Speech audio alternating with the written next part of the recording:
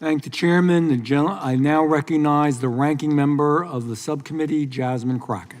Thank you so much, Mr. Chairman. And I first just want to begin with a news alert. Guess what? Joe Biden is not the president anymore. So maybe we can move on. Maybe we can move into the present, because it seems like we are living in the past. And listen, these are not the good old days, you know, like you used to sit around and your grandparents would talk to you about what used to happen. What we need to be talking about is how we are going to legislate, because I think that some of my colleagues have confused what our jobs are. And I get that we're sitting in judiciary. And so it may seem as if we are here to be litigators, but we are here to be legislators, which means that we are supposed to be writing laws, not trying to have our own trials and determine whether or not something is true or not, or whatever the case is, or who should be sued, who shouldn't be sued. All I know is that a great American hero, a good senator out of New Jersey, said something to the effect yesterday as he was shattering the record for holding the floor, a record that had been held by another racist in this country. As he shattered that, he said something about the fact that this should not be about left versus right. It should be about right versus wrong. Ladies and gentlemen, welcome back to Right View Nation channel, where we talk truth, expose hypocrisy, and defend the values that made this country great. Today we're breaking down a speech by Representative Jasmine Crockett, who recently went on a tirade in response to Attorney General Pam Bondi's appearance on Fox News. She accused Bondi of sending a threat, yes, a threat, simply for calling out her radical rhetoric. Folks, you can't make this up. Let's dive in. And I am going to tell you that I want us to focus on right versus wrong. The reason that we are struggling right now in this country as it relates to people not trusting agencies, honestly, a lot of it is because of elected leaders.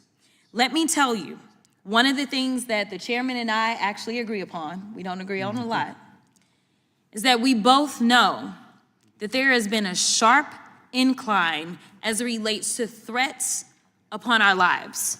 Regardless of what side of the aisle you sit on, we both know and agree that as sitting members of Congress, we both are enduring more death threats than anybody should in this country.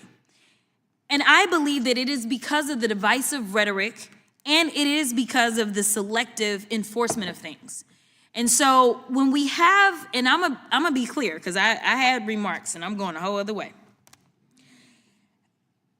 To have the sitting Attorney General go on, and I'm gonna call it faux news. I know some of y'all love it, but it's fake to me. To have her go on Fox News and to then decide that she wanted to send a threat to me, it was wrong.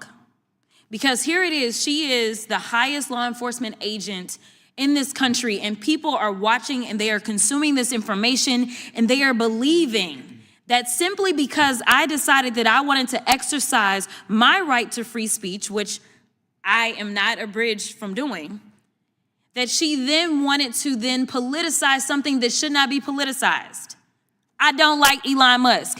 I'm gonna say it 50,000 times. I don't like him. I don't like that he going out there and he firing people. I think that he's a crook, because somehow the rest of us can't sit around and get whatever federal contracts we want. The rest of us can't sit around and get law enforcement and get them somehow ordained as federal law enforcement to protect him. The rest of us can't get our dealerships protected by the federal government. That is somebody that is operating above the law. For whatever reason, just because he has a lot of money, more money than everybody else. And yes, I am happy to see that on my birthday, which is what I said, there were peaceful protests around this world against him, because he is a problem. And so you never should have somebody that is sitting that high and is going to sit up here and threaten a sitting member of Congress when she knew good and well, if she watched the entire thing, that I specifically told protesters to make sure you consult with lawyers, just like I've told protesters over and over and over in the history of me advising people to go out and exercise their constitutional right. The fact that there are other sitting members that have received letters of threat from this new DOJ tells me that they are about retribution and they are not about following the law. The The reason that our party, or I won't even say our party, our country is torn apart is because we can't even agree on right versus wrong.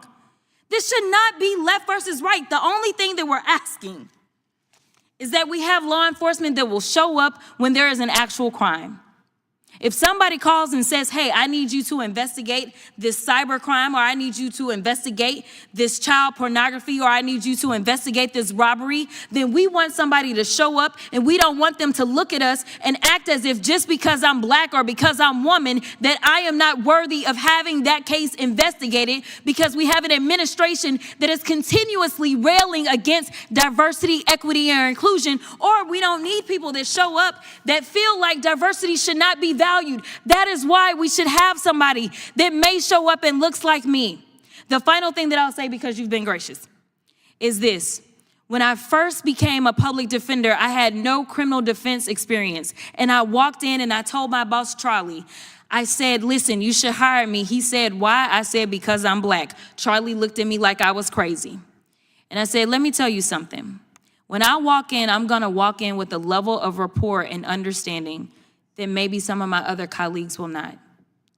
Charlie offered me my job, and I worked my butt off, and I worked really, really hard for all of my clients, not just those that look like me, and that is what it looks like to serve. Thank you. All right off the bat, Crockett starts by saying we should move on from the past. Interesting. This is coming from the same political party that wants to relitigate every election they lose, that wants to keep talking about slavery reparations, that wants to constantly remind us how America is supposedly a land of systemic racism. But now she wants to move on. Convenient, isn't it? She says lawmakers need to focus on writing laws, not litigating issues. Well, Jasmine, tell that to your colleagues who have spent the last several years weaponizing the DOJ, FBI, and even local prosecutors to go after conservatives. Tell that to your party leaders who are obsessed with lawfare against President Trump and his supporters. The hypocrisy is staggering. She brings up some senator from New Jersey talking about right versus wrong. And here's the thing. We conservatives agree with that sentiment. It should be about right versus wrong. But the problem is that the left has completely flipped morality on its head. They tell us that defending our borders is wrong, that believing in two genders is wrong, that questioning election integrity is wrong. Meanwhile, they celebrate criminal behavior, encourage illegal immigration, and cheer for radical protests that burn cities to the ground. So excuse me if I don't take a lecture on morality from the radical left. This is actually something we can agree on.